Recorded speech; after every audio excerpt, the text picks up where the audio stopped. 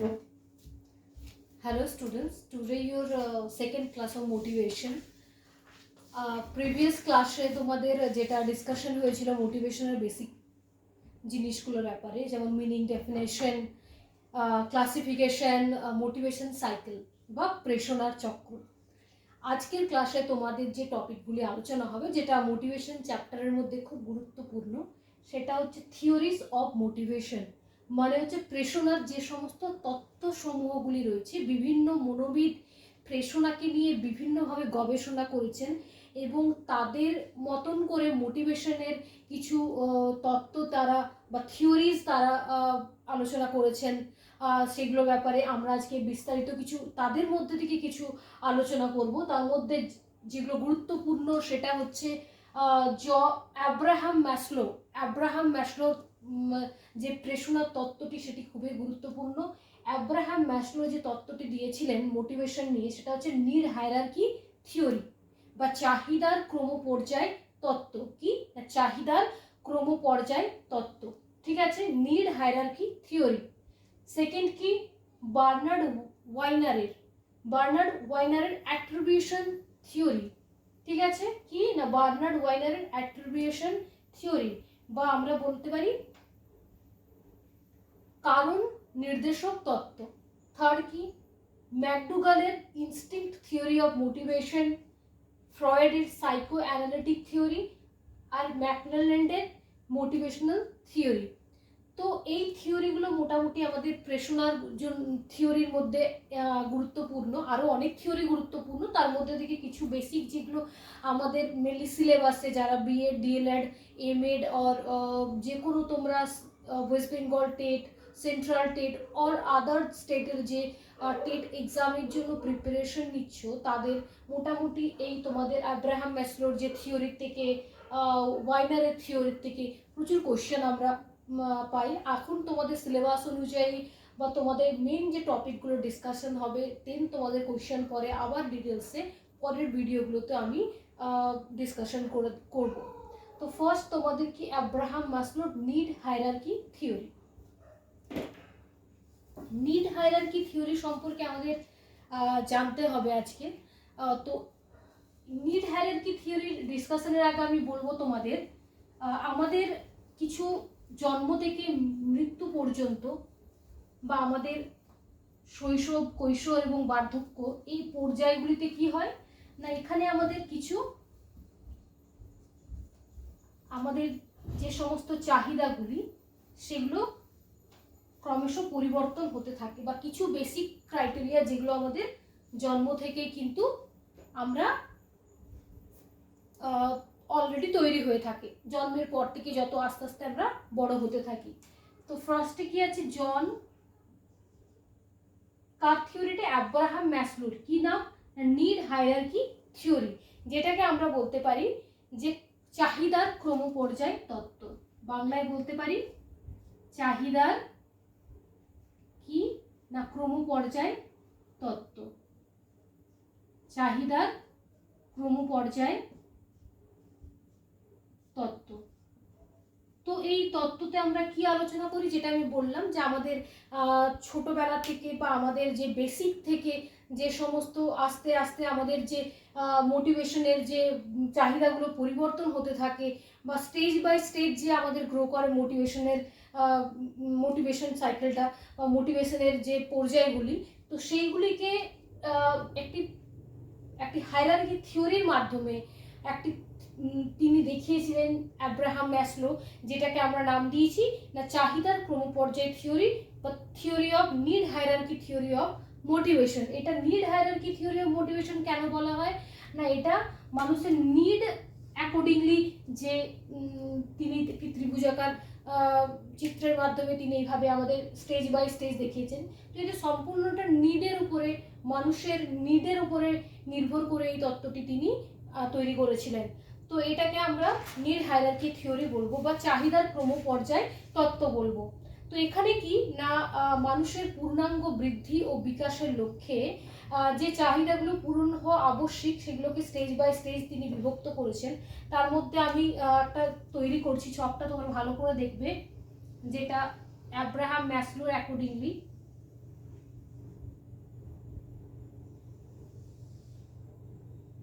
সেখানে কি আছে 5টি স্তর যদি ধরো, তোমরা ধরতে পারো এটাতে। প্রথমে সব থেকে একটি ত্রিভুজাকৃতি একটি চিত্র আঁকলাম, ত্রিভুজাকৃতির। একটা হচ্ছে কি তোমাদের সব থেকে নিচে, এটা হচ্ছে ত্রিভুজের সব থেকে উপরে, ঠিক আছে? এটা কি?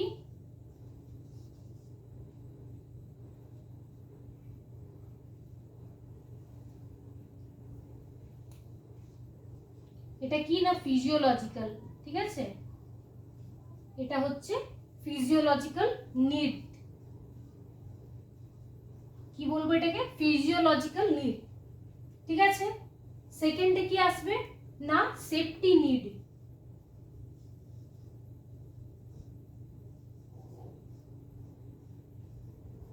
Safety needs.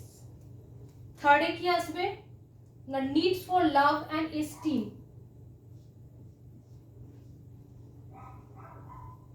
needs for love and esteem. Next কি আসবে? নেক্সট আসবে তোমাদের need for respect,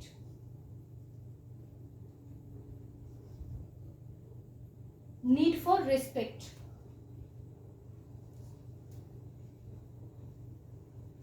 need for respect.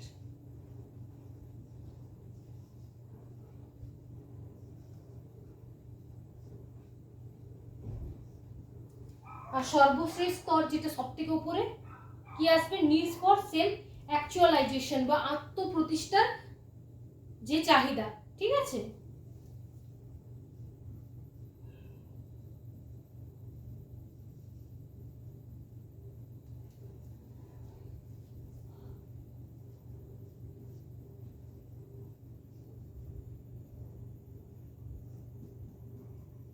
আচ্ছা, এটা হচ্ছে তোমাদের নিড হায়ারার্কি থিওরি, চাহিদার ক্রমপর্যায় তত্ত্বের যে তিনি যে স্টেজগুলির কথা বলেছেন, ঠিক আছে? এরপর আমরা প্রত্যেকটিকে একটা আলোচনা আলাদা আলাদাভাবে আলোচনা করব। একজন মানুষের বা একজন মানুষের যে প্রথম যে চাহিদাগুলি থাকে, বেসিক চাহিদা, সেটা কি থাকে? তার খাদ্য, বস্ত্র, বাসস্থান, তার যে শারীরিক নিডসগুলি, বেসিক যে নিডসগুলি, শারীরবৃত্ত নিডস, সেগুলোকে বলা হচ্ছে ফিজিওলজিক্যাল নিডস বা বেসিক নিড। একজন মানুষের থাকা, খাওয়া, জল, আলো, বাতাস, এই বেসিক নিডসগুলি যতক্ষণ না তার ফুলফিল হয় ততক্ষণ না সে পরবর্তী যে নিডসগুলোর কথা ভাবতে পারে না। তাই তার বেঁচে থাকার জন্য, বৃদ্ধি এবং বিকাশের জন্য বেসিক যে নিডসগুলি প্রয়োজন সেটা হচ্ছে ফিজিওলজিক্যাল নিডস। তাই আমরা দেখি যে আমাদের এখন বর্তমানে যে সমস্ত গভর্নমেন্ট স্কুলগুলিতে আছে বা গভর্নমেন্ট সেক্টরগুলি, যেখানে কিন্তু আমাদের শিক্ষার্থীদের কি হয় না খাবার, মিড ডে মিলের ব্যবস্থা করা হয়েছে বিনামূল্যে। কেন কি? সাইকোলজি এটা মানে যে কোনো শিশু যদি এমন কোনো ব্যাকগ্রাউন্ড থেকে বিদ্যালয়ে আসছে পড়তে যেখানে হয়তো সে প্রপারলি নিউট্রিশন পায় না, তো সেক্ষেত্রে কিন্তু তার পরবর্তী নিডগুলো একজন টিচার যতই চেষ্টা করুক না কেন সেগুলো কিন্তু ফুলফিল করা পসিবল হবে না যতক্ষণ না পর্যন্ত তার এই বেসিক নিডসগুলি ফিল আপ হবে। তাই তাদেরকে কি করা হয়, সেই সব বাচ্চাদের বা সেসব স্টুডেন্টদের কি করা হয় না মিড ডে মিলের ব্যবস্থা করা হয়ে থাকে, এবং তাদেরকে কি করা হয় তাদের স্কুল থেকে বিভিন্ন রকমের স্কুলের ইউনিফর্ম দেওয়া হয়, জুতো দেওয়া হয়, বা আরও বিভিন্ন রকমের যে বই খাতা, এই সমস্ত ক্রাইটেরিয়াগুলি কিন্তু তাদের ফুলফিল করা হয়ে থাকে ফিজিওলজিক্যাল নিডসগুলি। আচ্ছা, তাহলে ফিজিওলজিক্যাল নিডস হচ্ছে কি না ত্রিকোণাকৃতি যে ত্রিভুজের সব থেকে নিচের পর্যায়ে রয়েছে এই বেসিক ক্রাইটেরিয়াগুলি। এরপর আমরা ধরলাম সেই শিক্ষার্থীর খাদ্য, আলো, বাতাস, জল, বাসস্থান, পোশাক, এই সমস্ত যে বেসিক ক্রাইটেরিয়াগুলি ফুলফিল হয়ে গেছে। নেক্সট কি? নেক্সট যখনই এই ক্রাইটেরিয়াগুলি ফুলফিল হয়, নেক্সট সে চেষ্টা করে তার সেফটি নিডস। সেফটি কি না সেফটি হচ্ছে তার যে সোসাইটিতে বাস করে, যে সমাজে বাস করে, বা যে পারিপার্শ্বিক অবস্থার মধ্যে বাস করে, তো সেক্ষেত্রে কি হয় যে বেসিক ক্রাইটেরিয়াগুলি থাকে, সেই ক্রাইটেরিয়াগুলো যাতে কোনো রকম পরবর্তীকালে সেগুলো তার মধ্যে বজায় থাকে বা তার কোনো রকম যাতে না ব্যাঘাত ঘটে, সেই জন্য কি হয় তার মধ্যে একটা ভয়, ভীতি, একটা কাজ করে থাকে, সেই ভয় ভীতিগুলোর জন্য বা তার সোসাইটি থেকে একটা সিকিউরিটি, একটা এই সমস্ত কিছুর জন্য কিন্তু সেফটি দরকার হয়ে থাকে, সেফটি কিন্তু প্রয়োজন বোধ করে। তো এই সেফটিরা কার কোন ক্রাইটেরিয়াগুলো ফুলফিল হওয়ার পরে সে উপলব্ধি করে সেই ব্যক্তি, না ফিজিওলজিক্যাল নিডসগুলি বা শারীরিক নিডসগুলি যখনই তার ফিল আপ হয়ে যায় তখনই কিন্তু সে সেফটির ওপরে নিডস ফিল আপ করে। থার্ড কি না, থার্ড হচ্ছে needs for love and esteem. Needs for love and esteem তার মানে কি না ভালোবাসা ও একাত্মতা। যখনই তার সেফটি নিডস এইগুলি ফুলফিল হয় তখনই সে চায় সকলের কাছে ভালোবাসা, যে সমাজে মানুষ সমাজবদ্ধ জীব, সমাজে বসবাস করে, প্রত্যেকে একে অপরের সাথে আমরা জড়িত। তো সেক্ষেত্রে সে অন্যের কাছ থেকে ভালোবাসা এবং ভালোবাসা এবং একাত্মতার একটা, ভাই বোনদের সাথে, যে বন্ধু বান্ধবদের সাথে, পরিবার পরিজনদের সাথে, সকলের সাথে কিন্তু এই ধরনের লাভ অ্যান্ড এস্টিম সে তার চাহিদাগুলি কাজ করে এবং এগুলো তার প্রয়োজন অনুভব করে। এরপরে এই চাহিদাগুলি যদি কোনো কারণে তার ফুলফিল না হয় তাহলে হয়তো তার পরবর্তীকালের যে ক্রাইটেরিয়াগুলি আছে সেগুলো কিন্তু ফুলফিল হতে সমস্যা হয়ে থাকে। তো first physiological needs, then safety needs, then needs for love and esteem, and fourth কি need for respect। যখনই তার এই নিডস ফর লাভ এর এস্টিম, যখনই তার বন্ধু বান্ধব, পরিবার পরিজন, আত্মীয় স্বজন, সমাজের থেকে বাকি এই নিডস ফর লাভ এর এস্টিম, এই ফুলফিলগুলি, এই নিডসগুলি পূরণ হয়, নেক্সট স্টেজে তার কি হয়, নিড ফর রেসপেক্ট। তখন কি হয় না, সে সমাজ থেকে কি চায় না, বন্ধু বান্ধব থেকে, তার আত্মীয় পরিজন থেকে এবং পাশাপাশি যে সারাউন্ডিংগুলি থেকে সে তখন চায় না রেসপেক্ট চায়, ঠিক আছে, সম্মান চায়। এই সম্মানটা তার প্রয়োজন, তার নিজের আত্ম সন্তুষ্টির জন্য এই রেসপেক্টটা তার প্রয়োজন। কেন কি আমরা যা কাজ করি একজন মানুষ হিসেবে, সেই কাজের আমরা অবশ্যই চাই সবসময় যে আমরা অন্যের কাছ থেকে তার একটা কোনো ভালো ফিডব্যাক পাই। নিজের মানসিক বা শারীরিক তো যাই কাজ করি না কেন তার একটা ফিডব্যাক আমরা চাই, পজিটিভ ফিডব্যাক চাই। একটা সোসাইটিতে আমাদের একটা নিজেদের একটা জায়গা চাই, একটা নিজেদের সম্মান চাই, ভালোবাসা চাই। তো এই সম্মানটা, রেসপেক্টটা কিন্তু আমরা ম্যাসলোর হায়ারার্কির 4 নম্বর স্টেজে কিন্তু আমরা এটাকে আমাদের প্রয়োজন অনুভব করি। তো নিড ফর রেসপেক্ট, ওকে। তাহলে physiological needs, safety needs, needs for love and esteem, need for respect. Then আমরা কি চাই না, এরপর আমাদের যে সর্বোচ্চ উচ্চ পর্যায়ে যখন এই বাকি সমস্ত ক্রাইটেরিয়াগুলি আমরা ফুলফিল করে ফেলি, বাকি নিডস আমাদের ফুলফিল হয়ে যায়, তখন লাস্টে আমরা কোন ধরনের নিডস অনুভব করি, নিডস ফর অ্যাকচুয়ালাইজেশন বা আত্মপ্রতিষ্ঠার চাহিদা। আমরা যাই যাবতীয় কাজ করে থাকি না কেন, যে কোনো সেক্টরে যাই কাজ করে থাকি না কেন, সেই জন্য আমাদের একটা সেলফ স্যাটিসফ্যাকশন, একটা মানসিক দিক থেকে একটা আমাদের স্যাটিসফ্যাকশন অনুভব করতে থাকি। আমরা একটা স্টেজের পরে মনে হয় আজ পর্যন্ত যা কাজ করা হয়েছে সব কিছুর একটা রেজাল্ট পেয়েছি, সব কিছুর একটা পজিটিভ ফিডব্যাক পেয়েছি, সব কিছু আমরা ফুলফিল করতে পেরেছি, এরকম একটা সেলফ স্যাটিসফ্যাকশন প্রয়োজন হয়। এই সেলফ স্যাটিসফ্যাকশনটা আমাদের কিন্তু লাস্ট 5th স্টেজে আমরা অনুভব করে থাকি যখন আমাদের বাকি ক্রাইটেরিয়াগুলো ফুলফিল হয়ে থাকে। আমাদের নিড হায়ারার্কি থিওরিতে অ্যাব্রাহাম ম্যাসলো আমাদের এটাই বলেছেন যে এইভাবে তার এই তত্ত্বের মূল কিন্তু এইভাবে তোমাদেরকে স্টেজ অনুযায়ী কিন্তু ভালো করে পড়তে হবে। আর স্টেজগুলো তোমাদের নিচের তলার থেকে কিভাবে ওপরের তলা অবধি কিভাবে ভেরিয়েশন করা হয়েছে সেগুলো কিন্তু তোমাদের মাথায় রাখতে হবে, ঠিক আছে। তো তাহলে ক্লিয়ার আমরা নিড হায়ারার্কি থিওরি বেসিক। আরেকটা কথা, এই হায়ারার্কি থিওরিতে তোমাদের একটা জিনিস মনে রাখতে হবে, সেটা হচ্ছে কোনো একটার যদি ব্যাঘাত ঘটে তাহলে কিন্তু নেক্সট যে নিড সেটা কিন্তু ফুলফিল হয় না। তাই সবসময় মনোবিজ্ঞানিকরা বলেছেন একজন শিক্ষার্থীর শিক্ষা ক্ষেত্রে আমাদের মাথায় রাখা প্রয়োজন যে যেন আমরা নিচের তলার থেকে সব ক্রাইটেরিয়াগুলো যেন ফুলফিল হয়, তাহলে কি না তার মানসিক এবং বৌদ্ধিক বিকাশ ঘটে এবং সমাজে সে একজন প্রতিষ্ঠিত একজন ব্যক্তি হিসেবে সফলতা লাভ করতে পারে। ওকে, ক্লিয়ার। তাহলে আমরা ফার্স্ট কোনটা পড়লাম না, নিড হায়ারার্কি থিওরি। এরপর আমরা আরো একজন মনোবিদের খুব গুরুত্বপূর্ণ একটা থিওরি আলোচনা করব।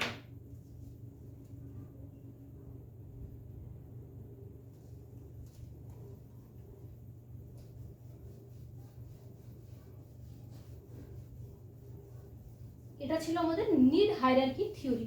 নেক্সট থিওরি আমি মোটামুটি তোমাদের কিছু থিওরির কথা বলা হয়েছে, এরপর আমরা বাকি যে মনোবিদরা রয়েছেন তাদের থিওরিগুলো আলোচনা করব। তো এখান থেকে তোমাদের মোটামুটি কোশ্চেন তোমরা পেতেই পারো যে নিড হায়ারার্কি থিওরিটি কোন মনোবিদের, এখানে কটি স্তরের কথা তিনি বলেছেন, সব থেকে উপরের স্তর কোনটি, সব থেকে নিচের স্তর কোনটি, সর্বোচ্চ পর্যায়ে উনি কোন স্তরের কথা বা কোন চাহিদার কথা, কোন নিডের কথা বলেছেন। তো এগুলো তোমাদের একটু কিন্তু ভালোভাবে দেখতে হবে।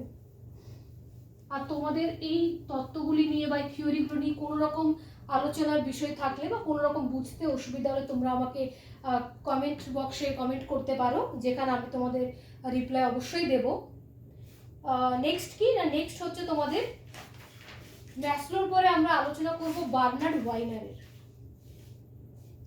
ওয়াইনার যে তত্ত্বটি দিয়েছিলেন সেটা হচ্ছে কারণ নির্দেশক তত্ত্ব।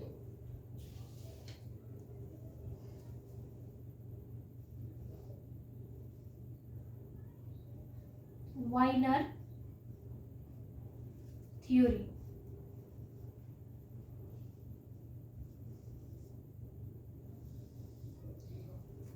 তার এই যে তত্ত্বটি তার নাম হচ্ছে কারণ নির্দেশক তত্ত্ব।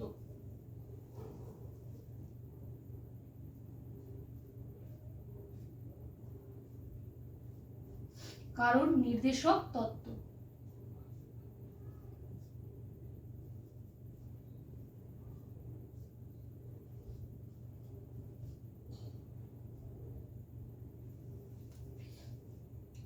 ওয়াইনারের থিওরিটির নাম কি? মোটিভেশনের কারণ নির্দেশক তত্ত্ব। তো এই তত্ত্বে তিনি মূল যে বেসিক জিনিসগুলো আমরা তোমাদের আলোচনা করছি, মূল যে কথাগুলি তিনি বলতে চেয়েছেন সেটা হচ্ছে না, কোনো ব্যক্তি যখন কোনো কাজে সাফল্য লাভের চেষ্টা করে, কোনো ব্যক্তি বা স্টুডেন্ট যখন কোনো কাজে সাফল্য লাভের চেষ্টা করে, তখন তার দুই রকমের অবস্থা সৃষ্টি হতে পারে। এক কি হতে পারে, সেই ব্যক্তি সফল হতে পারে সেই কাজে। সেকেন্ড কি হতে পারে না, সেই ব্যক্তি ব্যর্থ হতে পারে সেই কাজে।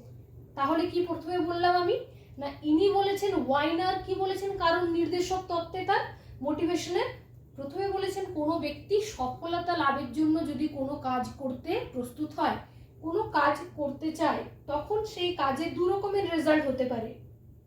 ফার্স্ট রেজাল্ট কি না, সেই ব্যক্তি সফল হতে পারে সেই কাজে।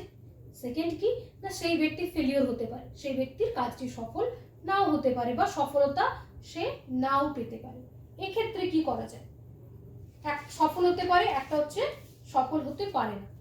তো ব্যক্তি সফল হোক বা বিফল হোক, এই দুটোর পিছনেই কিন্তু সেই ব্যক্তি বা স্টুডেন্ট কি হয় না, সবসময় কিছু কারণ বা কিছু রিজন খোঁজার চেষ্টা করে।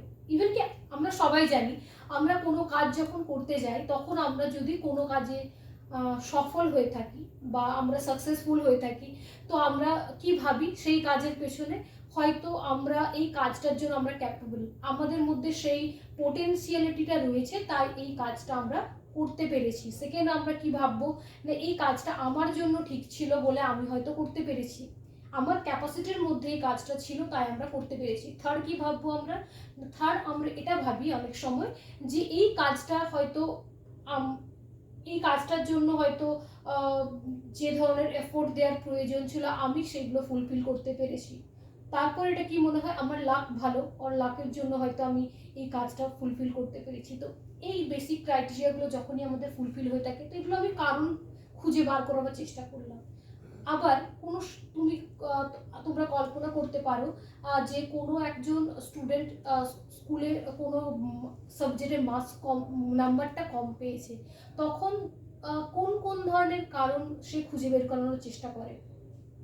প্রথম চেষ্টা করতে পারে সে হয়তো সেই যে এই মার্কস, এই নাম্বারটা, বা কোনো ম্যাথমেটিক্সে যদি কোনো স্টুডেন্ট কম নাম্বার পায়, তখন সে ভাবে ম্যাথমেটিক্সটা তার জন্য খুব টাফ, ম্যাথমেটিক্স সে বুঝতে পারে না, তাই সে ম্যাথমেটিক্স নাম্বার কম পেয়েছে।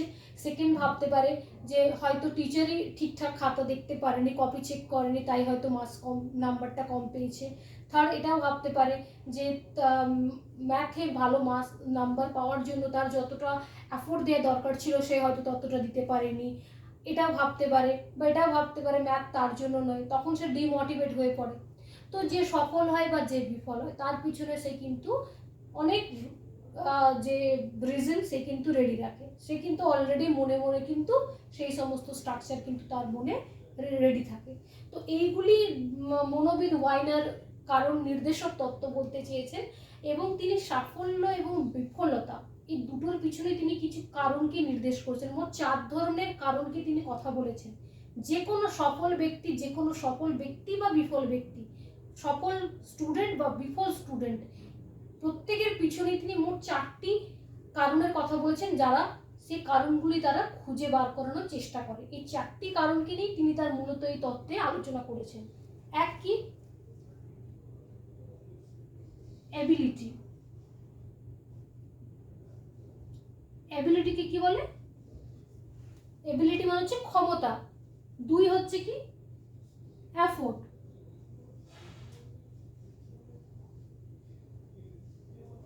2 আমি কি বলবো? এফোর্ট মানে হচ্ছে প্রচেষ্টা, ঠিক আছে।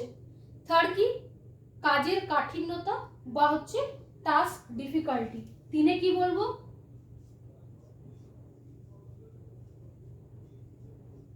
Task difficulty.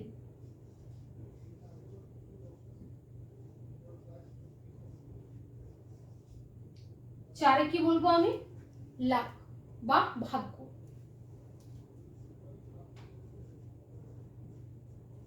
এই 4টি কি? এবিলিটি মানে হচ্ছে ক্ষমতা, এফোর্ট মানে হচ্ছে প্রচেষ্টা, টাস্ক ডিফিকাল্টি মানে হচ্ছে কাজের কাঠিন্যতা, আর 4 নম্বর হচ্ছে লাক বা ভাগ্য। তাই কোনো সফল বা বিফল ব্যক্তি তাদের সফলতা এবং বিফলতার পেছনে যে সমস্ত কারণগুলি খোঁজার চেষ্টা করে, সেই সমস্ত কারণগুলি কিন্তু এই 4টিকে নির্ভর করে খুঁজে থাকে। এই 4টির কে ভিত্তি করে কিন্তু যুক্তি তারা খাড়া করে। তো আমরা এক একটা এরপর আলোচনা করব স্টেপ বাই স্টেপ। ফার্স্টে আমরা কি করব? এবিলিটি বা কি বলবো? ক্ষমতা। এবিলিটিকে কি বলবো? ক্ষমতা, ঠিক আছে। ক্ষমতার দিক থেকে কি না, কোনো ব্যক্তি কোনো একটা কাজে সফল হয়েছে বা কোনো স্টুডেন্ট কোনো স্কুলের এক্সামে হয়তো সফল হয়েছে, তো সেক্ষেত্রে সেই স্টুডেন্ট বা সেই ব্যক্তি কি ভাবে যে এই কাজটির জন্য সে উপযুক্ত, এই কাজটির জন্য যে ধরনের ক্যাপাবিলিটি বা যে ধরনের এফোর্ট প্রয়োজন ছিল বা যে ধরনের তার গুণাগুণ প্রয়োজন ছিল, সেইগুলি তার মধ্যে আছে, বা তার মধ্যে সেই এবিলিটি রয়েছে সেই কাজটি করার জন্য। তাই কি না, সেই কাজে সে সফল হতে পেরেছে, ঠিক আছে। এখন কোনো একজন স্টুডেন্ট কোনো একটা সাবজেক্টে ভালো নাম্বার পেয়েছে, তো সে ভাবে যে এই সাবজেক্টটা জন্য সে তার এবিলিটি রয়েছে, তাই সে ভালো নাম্বার পেয়েছে। এবং যদি কোনো কারণে সেই স্টুডেন্ট বা অন্য কোনো স্টুডেন্ট যদি সেই বিষয়ে বা কোনো কাজে যদি সফলতা না পায়, তখন ভাবে যে এই কাজটি তার জন্য নয়, তার এই কাজটির জন্য যে ধরনের ক্রাইটেরিয়া বা যে ধরনের ক্যাপাবিলিটি বা যে ধরনের ক্ষমতাগুলি প্রয়োজন সেগুলি তার মধ্যে নেই, তাই সে ফেলিওর হয়েছে। এগুলি তার কারণ বার করাবার বা খুঁজে বার করার চেষ্টা করে। কোনো শিক্ষার্থী গান করতে পারে না, কোনো শিক্ষার্থী ভালো ছবি আঁকতে পারে না, তার পেছনে মনে করে ছবি আঁকার জন্য যে বেসিক নিডসগুলো বা বেসিক ক্রাইটেরিয়াগুলি প্রয়োজন সেগুলি হয়তো তার মধ্যে নেই, তাই সে সক্ষম হতে পারেনি। আবার যে আঁকতে পেরেছে ড্রয়িং ভালোভাবে, সে এটাই ভাবে তার মধ্যে সেই ক্যাপাবিলিটি বা সেই এবিলিটি আছে, তাই সে পেরেছে। তাহলে কি হলো? এটা ফার্স্ট হচ্ছে এবিলিটি। এরপর সেকেন্ড কি? এরপর সেকেন্ড হচ্ছে এফোর্ট। এফোর্ট মানে হচ্ছে প্রচেষ্টা। আমরা কোন কাজের জন্য কতটা এফোর্ট দেওয়া প্রয়োজন, আমরা জানি ইংলিশ টার্ম ইউজ করছি, এফোর্ট দেওয়া প্রয়োজন, সেটা কিন্তু আমরা বুঝতে পারি না, সবসময় বুঝতে পারি না। কোনো শিক্ষার্থী পড়াশোনা করার সময় যদি কোনো কাজে সফল হয়, কোনো কাজে সফল হওয়ার পরে সে এটাই ভাবতে থাকে সেই স্টুডেন্ট যে সেই কাজের জন্য যতটা পরিমাণ এফোর্ট দেওয়ার প্রয়োজন ছিল, ততটা সময় বা ততটা প্রচেষ্টা সে করতে পেরেছিল বা করেছে, তাই সে সফল হয়েছে। আবার যদি কোনো শিক্ষার্থী সফল না হয়, যদি বিফল হয়ে থাকে, সেক্ষেত্রে কি হয় না, সেই স্টুডেন্টের এটা কারণ সে খুঁজে বার করে যে সেই কাজটির জন্য যে পরিমাণ এফোর্ট দেওয়ার প্রয়োজন ছিল সেই পরিমাণ এফোর্ট কিন্তু সে স্টুডেন্ট দিতে পারেনি, বা যতটা পরিমাণ প্রচেষ্টার প্রয়োজন ছিল সেই স্টুডেন্ট দিতে পারেনি, যতটা সময় দেওয়ার কথা ছিল সে দিতে পারেনি, যতটা প্র্যাকটিসের প্রয়োজন ছিল সে করতে পারেনি, তাই সে বিফল হয়েছে। তো এটা হয়ে গেল এফোর্ট। ক্লিয়ার? এরপর নেক্সট কি কারণ খুঁজতে পারে স্টুডেন্ট? কোনো নেক্সট কারণ যেটা ওয়াইনার বলেছেন সেটা ছিল টাস্ক ডিফিকাল্টি। টাস্ক ডিফিকাল্টি মানে হচ্ছে কোনো কাজের কাঠিন্যতা। টাস্ক মিনস হচ্ছে কোনো কাজ, বা ডিফিকাল্টি মানে হচ্ছে কাঠিন্যতা। তাহলে কোনো কাজের কাঠিন্যতা কি না, যদি আমরা কোনো কাজ করতে গিয়ে যদি কোনো ব্যক্তি সফল হয় তখন সেই কাজটিকে তার কাছে সহজ মনে হয়, যেই কাজটি সহজ ছিল, তার জন্য ছিল, বা তার যতটা সক্ষমতা সেই অনুযায়ী ছিল, তাই সে সফল হয়েছে। আবার যদি কোনো ব্যক্তি সফলতা লাভ না করে তখন মনে করে যে কাজটির কাঠিন্যতার কারণে হয়তো সে বিফল হয়েছে। ঠিক আছে? আবার অনেক সময় কি হয় না, কোনো কাজ যদি খুব সহজ হয় তখন সে কাজটি করার জন্য কিন্তু মানসিকতা তৈরি হয় না, কারণ সেই কাজটি সহজ, সেটি করার জন্য কিন্তু সবসময় তার মধ্যে মোটিভেশন জাগ্রত হয় না। আবার অনেক সময় কি হয়, খুব জটিল কাজ হয়তো, সেই জটিল কাজটি করার জন্য কিন্তু অনেক সময় কি দেখা যায় না, সেই জটিল কাজটা করার সময় কিন্তু জানে সেটার ফেলিওর হওয়ার ম্যাক্সিমাম চান্স থাকে। তো সেক্ষেত্রে কি না, ম্যাক্সিমাম চান্স থাকে বলে কিন্তু তখন সেই ব্যক্তি বা শিক্ষার্থী এটা ধরে নেয় যে সেই কাজটা হয়তো সেই ডিফিকাল্টি লেভেলটা তার জন্য বেশি হবে সেই কাজটা করার জন্য, যেটাতে তার সফলতা পাওয়ার চান্স কম, তখন সেই কাজটা করার জন্য তার কিন্তু ইচ্ছেটা কমে যায়, বা ইচ্ছেটা তার কমে যায়। কিন্তু যদি এমন কোনো কাজ থাকে যেটা হয়তো তার জন্য করতে পারে, তাই তখন সেই কাজটি করার জন্য কিন্তু সে মোটিভেট হয়ে থাকে, বা কাজটা করার জন্য সে উদ্যোগী হয়ে থাকে। তাই আমরা সবসময় জানি যে আমাদের এডুকেশন সিস্টেমে কি এমন ধরনের কারিকুলাম তৈরি করা থাকে, এমন ধরনের পাঠ্যপুস্তকগুলি তৈরি করা থাকে যেগুলো স্টুডেন্টদের ক্যাপাসিটি অনুযায়ী, ক্লাস অনুযায়ী, এজ অ্যাকর্ডিংলি কিন্তু সেটা ডিভিশন থাকে, যে কোন এজের জন্য, কোন ক্লাসের জন্য কতটা পরিমাণ আমাদের তাদেরকে ডেলিভার করা দরকার নলেজ, সেটা কিন্তু টোটালি আমাদের কোর্সও ঠিক করে থাকে, আমাদের কারিকুলামে ঠিক করা থাকে। তো এটাকে আমরা বলছি টাস্ক ডিফিকাল্টি। আমরা যদি কোনো 2 এর বাচ্চাকে আর 3 এর স্টুডেন্টকে যদি আমরা ক্লাস 10 এর পড়া হয় তাহলে অবভিয়াসলি তার পক্ষে ডিফিকাল্ট হবে। আবার যদি কোনো 10 এর স্টুডেন্টকে ক্লাস 5 এর কোনো একটা টাস্ক দেওয়া হয় তো তার জন্য সেটা ইজি মনে হবে, সে করার জন্য সেটা ইন্টারেস্ট নাও পেতে পারে।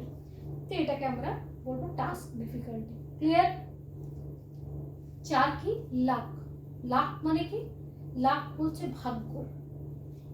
হয়তো লাক 4 নম্বরে এই নির্দেশটার কথা বলা হয়েছে, তার রিজন হচ্ছে এটাই, কোনো একজন ব্যক্তি বা শিক্ষার্থী কি হয়, এবিলিটি আছে, এফোর্ট আছে, কোনো দুজন স্টুডেন্ট বা দুজন ব্যক্তি, এক্ষেত্রে কি আছে, তার এবিলিটি আছে, দুজনেরই অ্যাবিলিটি রয়েছে, দুজনই সমানভাবে এফোর্ট দিয়েছে, টাস্ক ডিফিকাল্টিও সেম।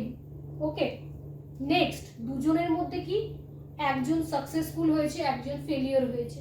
তো যে ফেলিওর হয়েছে সে কি ভাববে, তার লাক হয়তো খারাপ, তার ভাগ্য হয়তো খারাপ এই মোমেন্টে, সো সেটাকে কোয়ালিফাই করতে পারলো না, অর সে এটাকে অ্যাচিভ করতে পারলো না।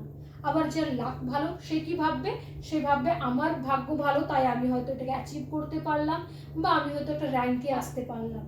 ঠিক আছে? তো এই 3টে জিনিস তখন পরবর্তী কমপ্লিট হয়ে যায়। লাস্টে যদি কোনো কারণে ফেলিওর হয় বা সাকসেস হয় তখন আমরা ভাগ্য বলি। সবাই আমরা জানি, আমরা সব কিছুতে আমরা ভাগ্যকে কথা বলে, আবার ভাগ্য ভালো নয় আমি এটা পারলাম না, আমার ভাগ্য ভালো আমি এটা অ্যাচিভ করতে পারলাম।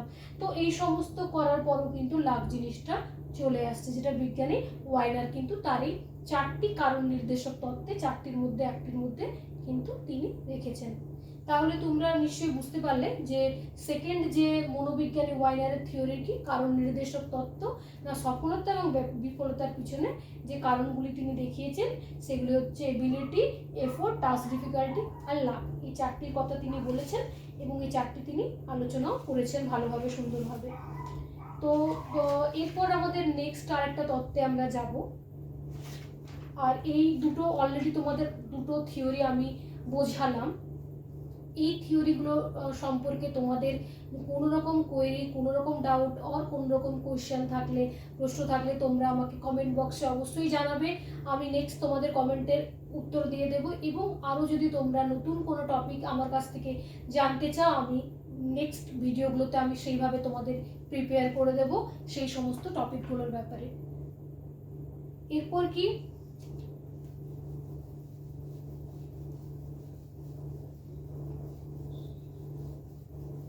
প্রেষণার তত্ত্বের দুটো মূল গুরুত্বপূর্ণ থিওরি আমরা আলোচনা করলাম। এরপর নেক্সট আরেকটা থিওরি আমরা আজকে আলোচনা করব। সেটা কি না, সেটা হচ্ছে ম্যাকডুগালের থিওরি।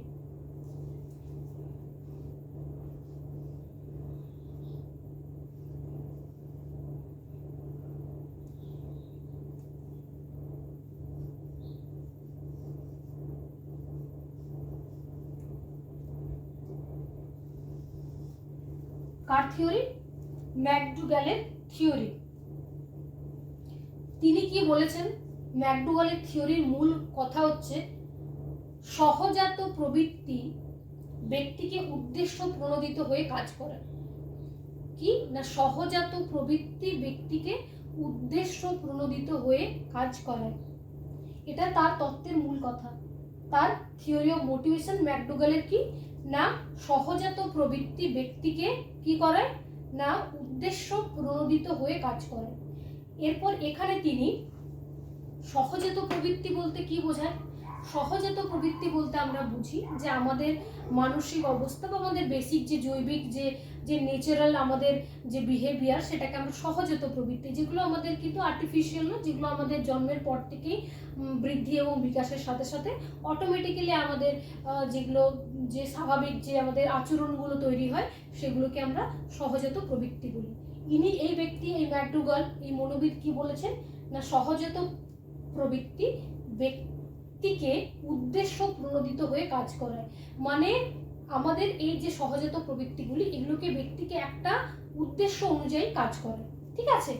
তো তিনি আবার আরেকটা বলেছেন যে প্রত্যেকটা সহজাত প্রবৃত্তির সাথে, আমাদের যতগুলি সহজাত প্রবৃত্তির সাথে, মানে আমরা যে ধরনের অ্যাক্টিভিটি করি, যে ধরনের আমরা আচরণ করি, তার পিছনে প্রত্যেকটির পিছনে একটা করে প্রক্ষোভ রয়েছে। প্রক্ষোভ মানে ইমোশন রয়েছে। মানে তিনি মূলত কি বলতে চেয়েছেন? সহজাত প্রবৃত্তির সঙ্গে প্রক্ষোভের যে সম্পর্ক, সেটাকেই তিনি তার তত্ত্বে তুলে ধরেছেন। কি না, সহজাত প্রবৃত্তির সঙ্গে যে প্রক্ষোভগুলি রয়েছে সেগুলির কথা তিনি বলেছেন। এবং তিনি আমাদের বলেছেন যে মোট 14টি প্রক্ষোভের কথা বলেছেন এবং সহজাত প্রবৃত্তিরও কথা বলেছেন। মোট 14টি সহজাত, মোট 14টি কি বলেছেন না, সহজাত প্রবৃত্তির কথা তিনি বলেছেন। 14টি সহজাত প্রবৃত্তির কথা তিনি বলেছেন। 14টি সহজাত প্রবৃত্তির কথা তিনি বলেছেন। এবং এই 14টি সহজাত প্রবৃত্তির সঙ্গে 14টি প্রক্ষোভকেও তিনি যুক্ত করেছেন। ঠিক আছে? 14টি কি করেছেন না, সহজাত যে প্রবৃত্তিগুলির সাথে তিনি আমাদের প্রক্ষোভগুলি বা ইমোশনগুলির সাথে, প্রক্ষোভের কি বলা হয়? ইমোশনগুলি। তাহলে এই তত্ত্বে তার যে ম্যাকডুগালের যে তত্ত্ব, এটার মূল কারণ কি? এই মূল তিনি কি বলতে চেয়েছেন না, আমাদের কিছু জৈবিক ক্রাইটেরিয়া থাকে, আমাদের বৃদ্ধি এবং বিকাশের সাথে সাথে কিছু বেসিক আমাদের যে আচরণগুলি তৈরি হয়, সে আচরণগুলি প্রত্যেকটির সাথে প্রত্যেকটি ইমোশন বা প্রক্ষোভ যুক্ত থাকে, প্রত্যেকটির সাথে ইন্টার রিলেটেড থাকে। তো এই কিভাবে কোনটার সাথে ইন্টার রিলেটেড থাকে সেগুলি নিয়ে তিনি আলোচনা করেছেন এই মোটিভেশনাল থিওরিতে। এবং তিনি মোট 14টি সহজাত প্রবৃত্তির কথা বলেছেন এবং 14টি সহজাত প্রবৃত্তির সাথে 14টি প্রক্ষোভ বা ইমোশনের কথাও তিনি বলেছেন। এবং এই ম্যাকডুগাল এই সহজাত এই প্রবৃত্তিগুলিকে 3টি দিকের কথাও বলেছেন। ঠিক আছে? 3টি দিকের কথা বলেছেন। কি কি বলেছেন 3টি দিকের কথা? ম্যাকডুগাল কি বলেছেন? 3টি দিকের কথা বলেছেন। ঠিক আছে? এই সহজাত প্রবৃত্তিগুলিকে তিনি 3টি দিকের কথা বলেছেন। একটি কি বলেছেন? প্রথমটি বলেছেন কগনিটিভ, প্রথমটি কি বলেছেন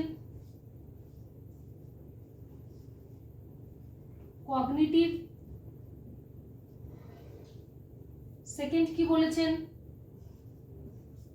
কগনিটিভের ফলে সেকেন্ড বলেছেন অ্যাফেক্টিভ,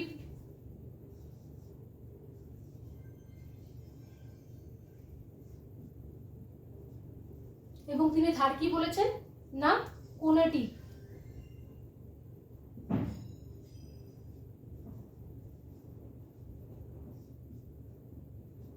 থার্ড কি বলেছেন তিনি কোনেটিভ।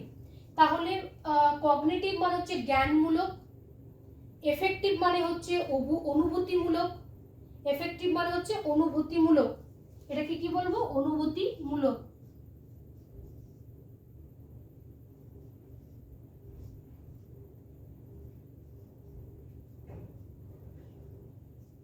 এটাকে বলবো অনুভূতিমূলক, এটাকে কি বলবো জ্ঞানমূলক, আর কোনোটিভ মানে হচ্ছে কি ক্রিয়ামূলক।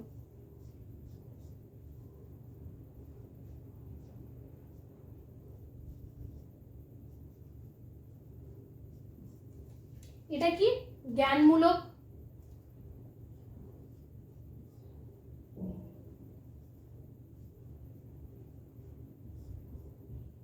কগনিটিভ, এফেক্টিভ আর কোনোটিভ, জ্ঞানমূলক, অনুভূতিমূলক আর ক্রিয়ামূলক। এই তিনটি কি না, এই তিনটি হচ্ছে ম্যাকডুগাল প্রবৃত্তির তিনটি দিকের কথা বলেছেন।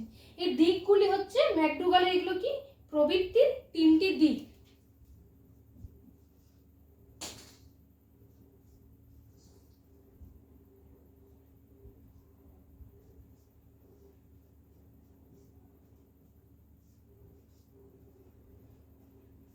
এগুলো কি না প্রবৃত্তির তিনটি দিকের কথা বলেছেন, কগনিটিভ, এফেক্টিভ আর এটা হচ্ছে কোনেটিভ।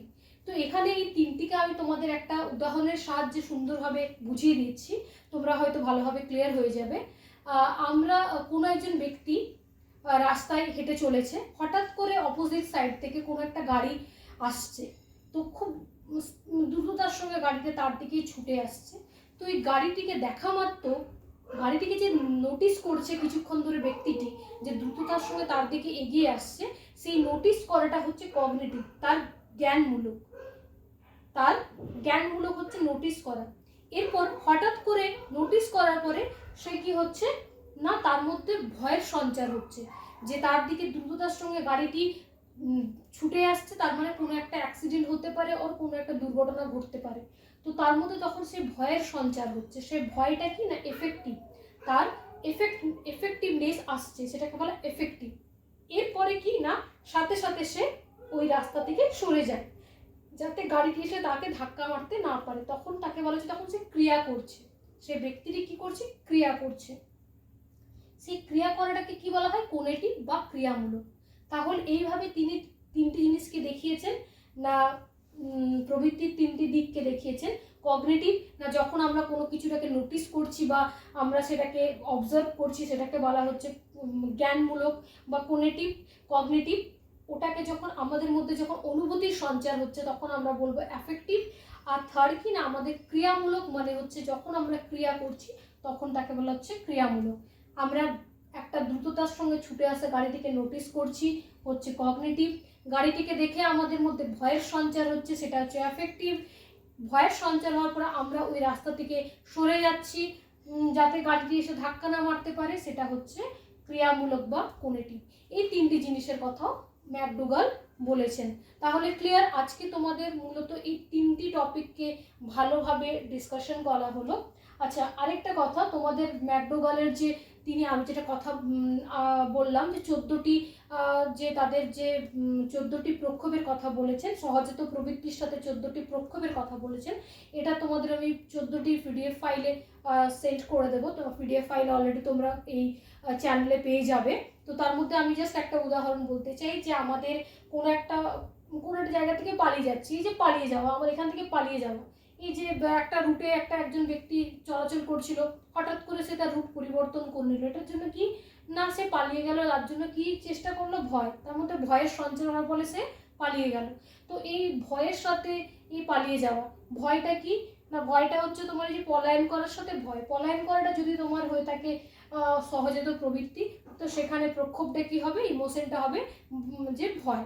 ঠিক আছে, তো এখানে পলায়ন প্রক্রিয়ার সাথে ভয়টা বা পালিয়ে যাওয়ার প্রক্রিয়ার সাথে ভয়টা হচ্ছে সহজাত প্রবৃত্তির সঙ্গে প্রক্ষোভ। ক্লিয়ার? এরকম 14টি রয়েছে যেটা উনি বলেছেন তার তত্ত্বে বা তার থিওরিতে। তো যাই হোক, তোমরা এটা পেয়ে যাবে এই চ্যানেল থেকে। তো আজকে আমাদের মোটামুটি 3টে থিওরিকে ভালোভাবে ডিসকাশন করা হয়েছে। প্রথম করা হয়েছে তোমাদের ম্যাসলোর থিওরি, আব্রাহাম ম্যাসলো, যেখানে তিনি 5টি চাহিদার ক্রমপর্যায় তত্ত্বের কথা বলেছেন, যেখানে 5টি স্টেজের মাধ্যমে একজন ব্যক্তির কীভাবে চাহিদাগুলি পরিবর্তন হয়ে থাকে তার কথা তিনি বলেছেন। সেকেন্ড তত্ত্ব আমি তোমাদের পড়ালাম ওয়াইনারের তত্ত্ব, যেখানে বলা হয়েছে কারণ নির্দেশক তত্ত্ব। না কারণ নির্দেশক তত্ত্ব না, একজন ব্যক্তি সফল বা বিফলতার পিছনে কারণ খোঁজার চেষ্টা করে, তাকে বলা হয় কারণ নির্দেশক তত্ত্ব। থার্ড আমরা পড়লাম ম্যাকডুগালের তত্ত্ব। তিনি মানুষের সহজাত প্রবৃত্তির সঙ্গে সঙ্গে কিছু প্রক্ষোভের কথা বলেছেন, যে প্রত্যেকটি সহজাত প্রবৃত্তির সঙ্গে এক একটি প্রক্ষোভ যুক্ত থাকে। তো এই জন্য তিনি 14টি সহজাত প্রবৃত্তির সাথে 14টি প্রক্ষোভকে যুক্ত করেছেন তার তত্ত্বে, এবং তিনি মোট 3 ধরনের প্রবৃত্তির 3টি দিকের কথা বলেছেন। একটি হচ্ছে কগনিটিভ, অ্যাফেক্টিভ আর conative. Okay, clear? I hope আজকের ক্লাসটা তোমাদের ভালো লেগেছে। আজকের ক্লাস নিয়ে তোমাদের কোনো রকম জানার বিষয় থাকলে তোমরা অবশ্যই কমেন্ট করবে আমাকে, আমি রেসপন্স করব। আর যদি আমার ভিডিওটি তো তোমাদের ভালো লেগে থাকে তো তোমরা অবশ্যই লাইক করবে এবং শেয়ার করবে। আজকের মতো এখানে, গুড নাইট।